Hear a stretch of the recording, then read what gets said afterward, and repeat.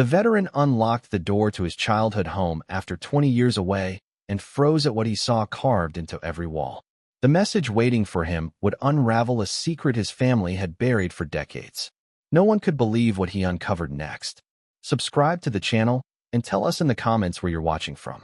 The key felt foreign in Sarah Brennan's hand, though she had turned it 1,000 times as a girl. 20 years had passed since she last stood on this porch. 20 years since she enlisted in the Marines and walked away from Hartwell, Montana, and the ghosts that haunted this weathered craftsman house on Birch Lane.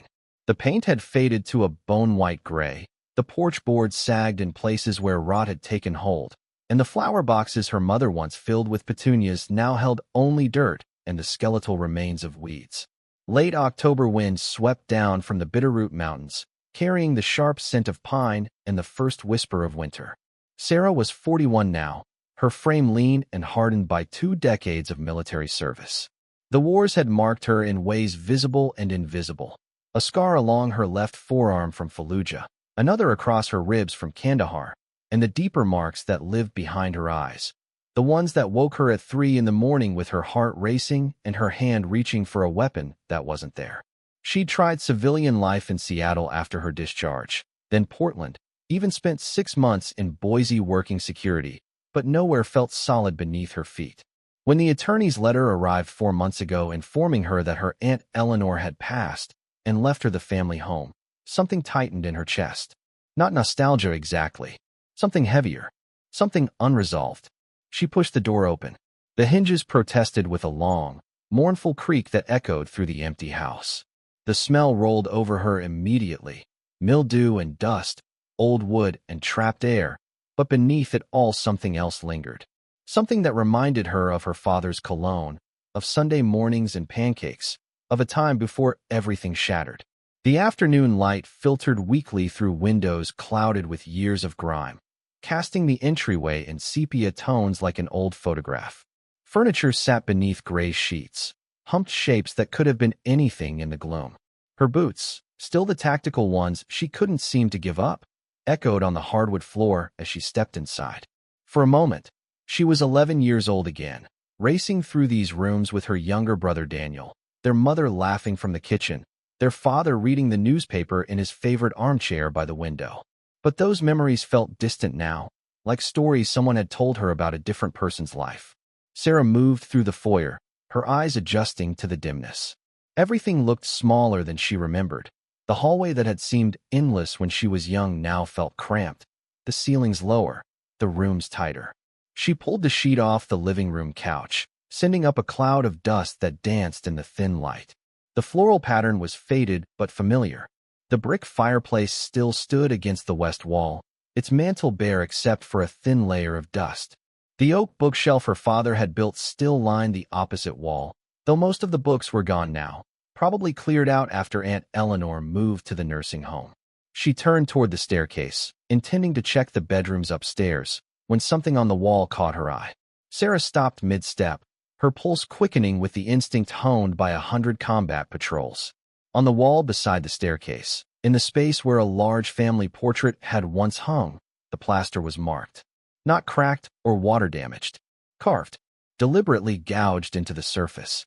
Her hand moved automatically to her hip where her sidearm used to rest. Found nothing. Then reached instead for the flashlight she'd clipped to her belt. She approached slowly, the beam illuminating rough letters scratched deep into the wall. Sarah, they lied about everything. The accident wasn't real. Check the attic. Trust no one in Hartwell. Dad. The flashlight trembled in her grip. Her father had been dead for 22 years.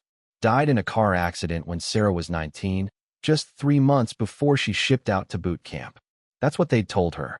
That's what the police report said. Vehicle left the road on Highway 93, rolled down an embankment. Thomas Brennan died on impact. The funeral had been closed casket. They said the damage was too severe. But this message, the handwriting was unmistakable. Sharp, angular letters. The way he always made his capital S with an extra curl at the top. The dash before Dad, that he used in every note he'd ever left her. Sarah's breath came shallow and quick. Her training kicked in. Assess, observe, gather intelligence. She moved through the house with purpose now, pulling furniture away from walls, checking behind every picture frame, every piece of hanging decoration. In the dining room, behind where the china cabinet once stood, more words were carved into the exposed wood paneling. They're watching the house. Sheriff Dalton is one of them. In the kitchen, scratched into the interior of the cabinet beneath the sink where pipes cast shadows. Evidence hidden. Basement. Behind the furnace. Documents prove everything.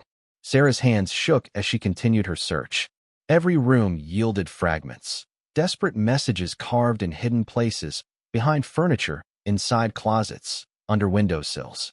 Her father had turned the entire house into a warning system, a breadcrumb trail leading to something he'd discovered, something that had gotten him killed. In the upstairs hallway, she found the longest message yet, carved into the wall inside the linen closet. Sarah, if you're reading this, I'm already gone. What I found at the Cascade Mining Company will get me killed. I have proof they've been falsifying safety reports for 15 years. 3 men died in that collapse last spring. It wasn't bad luck, it was negligence. Criminal negligence. The documents I copied show they knew about structural weaknesses and did nothing. Bribes to inspectors, payoffs to county officials, all of it documented. I'm going to the state attorney general, but I know they'll come for me first. I'm hiding the evidence. Find it. Make them pay for what they did. I love you, kiddo. Be the soldier I know you'll become. Stay alive. TB. TB Thomas Brennan. Her father. Sarah sank to the floor of the hallway, her back against the wall, flashlight still gripped in her hand. Her mind raced backward through time, pulling up memories she'd buried. Her father had been a safety inspector for the county, worked in mining and construction oversight. In the months before he died, she remembered tension in the house. Her parents arguing in hushed voices late at night. Her father taking phone calls in the garage, speaking in low, urgent tones. Her mother's worry lines deepening day by day. The accident wasn't an accident. Someone killed him. And then, 6 months later, her mother had died too. Heart attack, they said. Sarah had been in boot camp when she got the news. They'd given her emergency leave for the funeral. Her aunt Eleanor had taken custody of Daniel, who was only 14. By the time Sarah came home from her first deployment, Daniel was 18 and gone. Moved to California, they said. She'd lost touch with him over the years, exchanged a few emails, a couple of phone calls, but the distance had grown until it felt easier to just let it be. Now, sitting in the dim hallway of her childhood home, Sarah understood that her entire family had been destroyed by whatever her father had uncovered. Not by fate or bad luck, by murder and cover-up. She pulled out her phone and began photographing every message, every carving, every piece of her father's desperate testimony written into the bones of the house. Her military training took over, document everything, establish a timeline, identify threats and assets. If her father had been killed for what he knew, the people responsible were likely still here, still in power, still protecting their secrets. Sheriff Raymond Dalton. The name burned in her memory. She opened her phone's browser and searched. Sure enough, Dalton was still sheriff of Hartwell County. He'd held the position for 28 years. Her stomach churned with anger. If her father hadn't trusted Dalton, then the entire local law enforcement was compromised. She stood, legs unsteady, and made her way back downstairs. The house felt different now, not a relic of her childhood but a crime scene, a vault of secrets her father had died trying to protect. Somewhere in this structure, hidden behind the furnace in the basement, was evidence. Evidence that powerful people had killed to suppress. Sarah reached the front door and paused, her hand on the knob. Through the small window, she could see Birch Lane stretching away in both directions, houses spaced far apart, mature trees lining the street. Everything looked peaceful, quiet, normal. But as she opened the door and stepped onto the porch, she noticed it. Across the street, parked beneath the spreading branches of an old maple tree, sat a dark blue SUV. Windows tinted, no one visible inside. The engine was off, but she could see the faint glow of dashboard lights through the windshield. It hadn't been there when she arrived 30 minutes ago. Someone was watching. Sarah forced herself to move naturally, to show no reaction. She locked the front door, pocketed the key, and walked to her truck, a battered Ford F-150 she'd bought used in Boise. She climbed in, started the engine, and pulled away from the curb at a normal pace. But her eyes never left the rearview mirror. The blue SUV remained motionless for 10 seconds. 20. Then, Just as she turned the corner onto Cascade Avenue, she saw it pull out and begin following, maintaining a careful distance. Her father's words echoed in her mind. "They're watching the house." Sarah's jaw tightened. She'd come back to Hartwell expecting to settle her aunt's estate, maybe sort through some old family belongings, perhaps find some closure for the losses that had defined her adult life. Instead, she'd walked into a 22-year-old conspiracy, a web of corruption and murder that had taken both her parents and shattered her family. The streets of Hartwell passed by her windows, the old hardware store where her father used to buy supplies, the diner where her family ate breakfast every Sunday, the elementary school where she'd learned to read. Everything looked the same, preserved in amber, but now she saw it differently. This wasn't home. This was hostile territory. The soldier in her made rapid calculations. She was alone in a town where powerful people had committed murder and gotten away with it for more than 2 decades. They knew she was here now. They'd be wondering what she'd found, what she knew, whether she posed a threat to their carefully constructed lies. And if they'd killed her father, a county inspector trying to expose them, they wouldn't hesitate to kill his daughter. The blue SUV maintained its position, 3 car lengths back, patient and professional. Whoever was driving knew what they were doing. This wasn't some amateur hour surveillance. These were people with resources and experience. Sarah turned onto Highway 93, heading north away from town.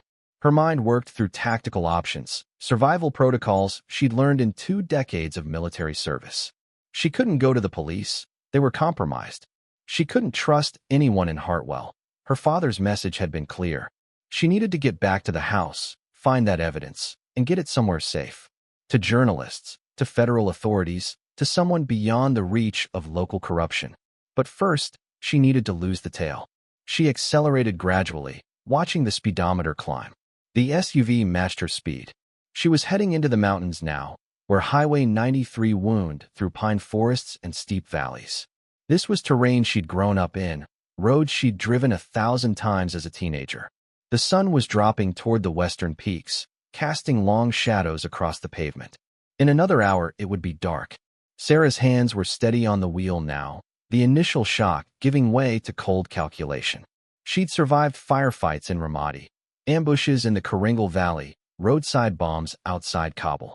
She'd led Marines through situations where every door could hide death, every shadow could conceal an enemy.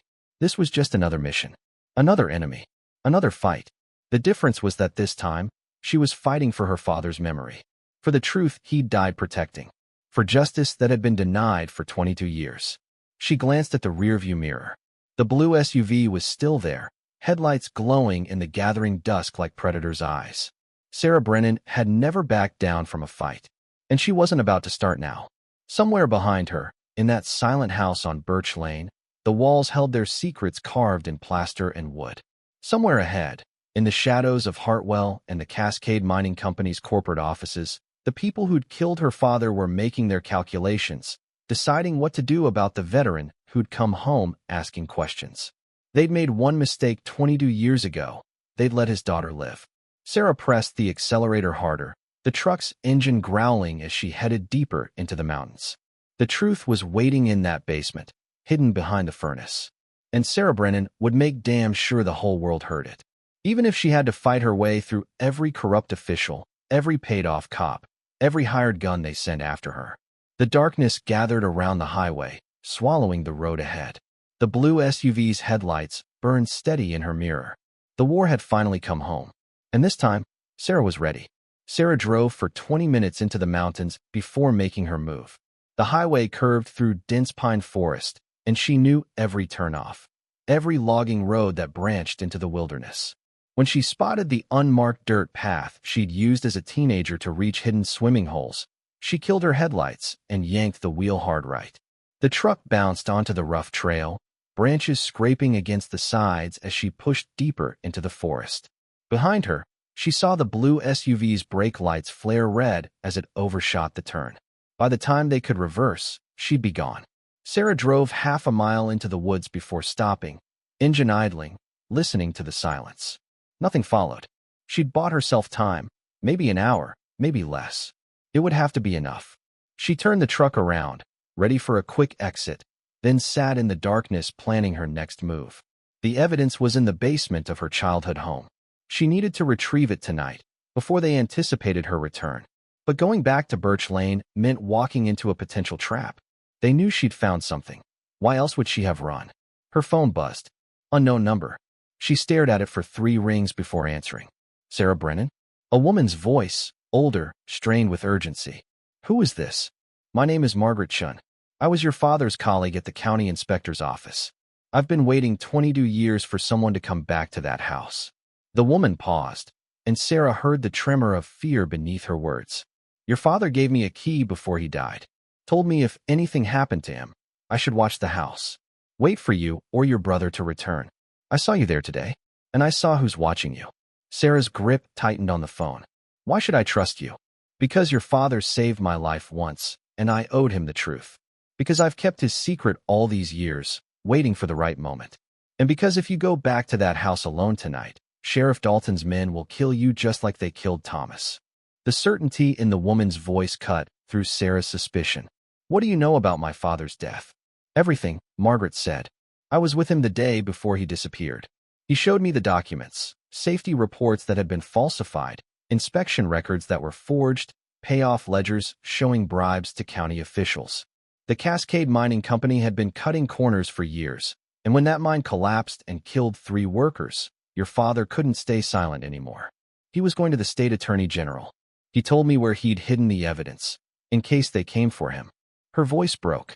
They ran him off the road, Sarah. Made it look like an accident. And 6 months later, when your mother started asking questions, they made sure she stopped asking. Sarah's vision blurred with rage. My mother's heart attack wasn't natural. I can't prove it, but I know. The same way I know Sheriff Dalton has been on Cascade Mining's payroll for 30 years. The same way I know the mayor, the county commissioners, half the town council. They're all bought and paid for. Your father was going to expose all of it, and they killed him to keep their empire intact. The evidence in the basement. It's still there, Margaret interrupted. Your father was smart. He didn't hide it where they'd think to look. Behind the old furnace, there's a loose brick in the foundation wall. The documents are sealed in waterproof bags. Financial records, forged safety reports, photographs of structural damage they ignored, ledgers showing 15 years of bribes. Everything needed to destroy them. Sarah's mind raced. Why didn't you come forward? Why wait all this time? Silence stretched across the line. When Margaret finally spoke, her voice was thick with shame. Because I was afraid. Because I have a daughter, grandchildren. Because I watched what they did to your family, and I knew I couldn't survive it. I'm not proud of my silence, Sarah. But I'm 71 years old now, and I'm dying. Cancer. 6 months, maybe less. I don't want to die carrying this secret. So I'm telling you where it is, and I'm asking you to finish what your father started. Sarah closed her eyes, feeling the weight of 2 decades of injustice pressing down on her. Tell me how to get back into that house without being seen. Margaret gave her detailed instructions, a back entrance through the old root cellar, a path through the neighbor's overgrown yard that would keep her out of sight from the street. She described the exact location of the brick, how to remove it, what Sarah would find inside. When she finished, there was a long pause. Your father was a good man, Sarah. He tried to do the right thing, and they destroyed him for it. Don't let his death be meaningless. I won't, Sarah promised. The line went dead. Sarah waited until 2 in the morning before moving. The streets of Hartwell were deserted, the houses dark. She'd parked 3 blocks away and approached on foot, moving through shadows with the same tactical precision she'd used clearing buildings in Fallujah. The blue SUV was gone from Birch Lane, but she spotted another vehicle, a dark sedan, parked 2 houses down from her father's place. Someone inside, waiting. She circled wide, approaching from the rear through the neighbor's property, exactly as Margaret had described. The root cellar entrance was hidden beneath overgrown bushes, the wooden door swollen with age and moisture. Sarah forced it open, wincing at the creak, then descended stone steps into darkness. The basement smelled of earth and rust. Her flashlight beam cut through the blackness, illuminating old tools, forgotten furniture, and the hulking mass of the ancient furnace. She found the loose brick exactly where Margaret said it would be, low in the foundation wall behind the furnace's bulk. The brick slid free with effort. Behind it, a cavity. Inside, wrapped in layers of waterproof plastic, was a thick manila envelope. Sarah pulled it free, her hands shaking. She opened it carefully, the plastic crackling in the silence. Inside were dozens of documents, photocopied safety reports with obvious alterations, original documents showing the real structural concerns, financial ledgers detailing years of bribes, photographs of mine shaft damage that should have triggered immediate closure, and a list of names, county officials, inspectors, law enforcement officers, all receiving payments from Cascade Mining Company accounts. Sheriff Raymond Dalton's name appeared 17 times. Sarah photographed every page with her phone, uploading them to a secure cloud account as she worked. If something happened to her, at least the evidence would survive. When she finished, she sealed the originals back in plastic and tucked them inside her jacket. She was climbing the root cellar steps when she heard voices above. Check the front, she's not inside. Well, she's got to be somewhere. Dalton wants her found tonight. Sarah froze on the stairs, barely breathing. 2 men, maybe more, searching the property. They'd anticipated her return after all. She descended silently back into the basement, mind racing through options. The root cellar exit would take her straight into their arms. The interior stairs led up into the house, but that meant exposing herself. She was trapped. Then she remembered the coal chute. The old house had a coal delivery chute from the days before the furnace was converted to oil. It opened into the side yard, away from the street. Sarah found it in the corner, a rusted metal slide angled upward. The access door was padlocked from the outside, but the hinges were old, corroded. She braced her back against the furnace and kicked hard at the door, once, twice. On the third kick, the hinges tore free with a screech of metal. Basement. She's in the basement. Footsteps thundered overhead. Sarah scrambled up the coal chute as flashlight beams swept the basement below. She emerged into the side yard, rolling to her feet just as the basement door burst open behind her. She ran. Behind her, shouts erupted. A gunshot cracked through the night, the bullet whining past her head. Sarah sprinted through the neighbor's yard, vaulting a low fence, her combat training and conditioning taking over. More shots followed, but she was moving, weaving, using cover the way she'd been taught in a dozen war zones. She reached her truck 3 minutes later, gasping, adrenaline flooding her system. The engine roared to life, and she floored it, tires screaming as she accelerated away from Birch Lane. In her rearview mirror, headlights appeared, giving chase. Sarah drove like her life depended on it, because it did. She reached Highway 93 and turned south, away from the mountains, toward the state line. Her phone was already dialing as she drove, connecting to the Montana Attorney General's office emergency line. "This is Sarah Brennan," she said when someone answered. "I'm a former Marine Corps sergeant, and I have evidence of corruption and murder in Hartwell County. I'm being pursued by Sheriff Dalton's deputies, and I need immediate protection and federal intervention." She gave them her location, her credentials, and a quick summary of what she'd found. The operator patched her through to a duty officer, then to someone higher up. Sarah uploaded the photographs while she talked, sending everything to their secure server. "Ma'am, can you reach the state police barracks in Missoula?" "I can try. It's 40 miles. Drive there now. We're dispatching troopers to meet you en route. Federal marshals are being notified. Do not stop for anyone claiming to be local law enforcement." The chase continued through the night. Twice, vehicles tried to force her off the road. Once, she had to ram her way through a roadblock set up on a rural highway. But Sarah Brennan had survived worse than corrupt small-town cops. She drove with the precision of someone who'd navigated convoys through ambush zones. And when the Montana State Police cruisers finally appeared with lights blazing, she nearly wept with relief. 3 months later, Sarah stood outside the Hartwell County Courthouse, watching federal agents lead Sheriff Raymond Dalton out in handcuffs. The arrests had been systematic and devastating. 17 county officials, 23 Cascade Mining Company executives, and dozens of accomplices who'd helped maintain the cover-up for more than 2 decades. The story had made national news. Her father's evidence had been ironclad, and the subsequent investigation had uncovered even more crimes. Environmental violations, additional deaths covered up, decades of corruption that had poisoned an entire region. Margaret Chun had lived long enough to see the first arrests. She died peacefully 2 weeks ago, her conscience finally clear. Sarah's phone buzzed. A text from an unknown number. "I saw the news.